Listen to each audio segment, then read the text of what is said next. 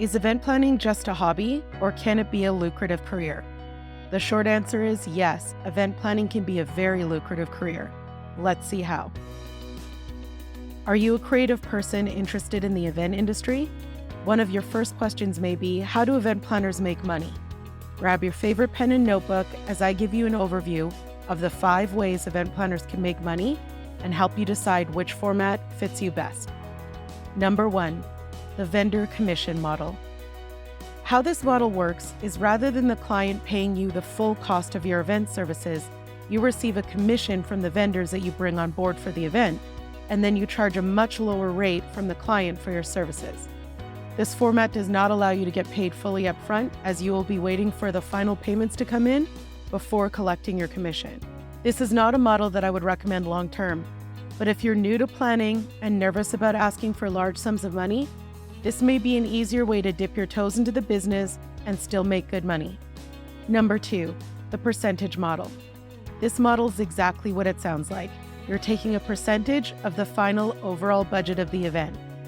The downside for this is if the client decides to make cuts to the budget, which happens often, then that cuts into your profits.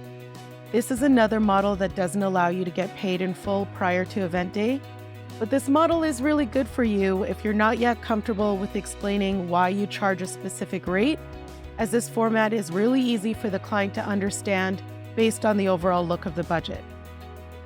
Number 3, the day of coordinator. Sometimes the head planner isn't in the same location as the event that they're planning, and it's financially sound for them to hire a local planner rather than for them to fly in. The day of planner will work on site, either as an assistant or in place of the main planner. In some instances, the day of planner will just work for that day, but in many instances, they'll actually work a week or even 2 in advance of the day of, being trained and meeting with the team and vendors.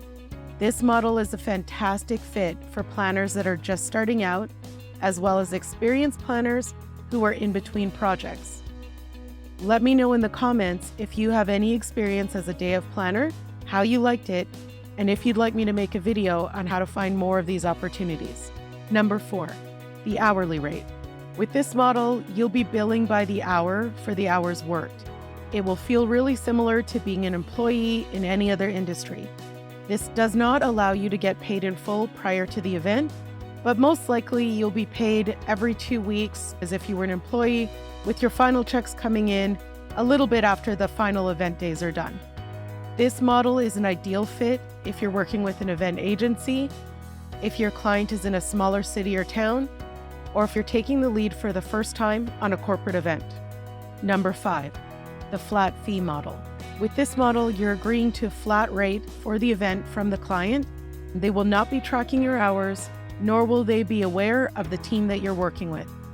This model ensures you get paid in full prior to the event. This is my personal favorite model, but it may not be a fit when you're first getting started. This model is for someone who has a good amount of experience under their belt and is really comfortable asking for large sums of money. I use this model for all types of events. This model is a great fit if your client is located in a larger city, as they'll be more accustomed to this model. So as you first get started, the vendor commission or percentage model may be the perfect fit for you, but be sure to look out for opportunities to get started with day of experience. And as you gather more experience and confidence, consider the hourly rate or the flat fee model. Each of these models will pay you well, so consider the types of events you're interested in planning, your location, and your personality. And keep an eye out for our other videos, which will be going into much more detail on each of these 5, how to get started, and how they compare financially.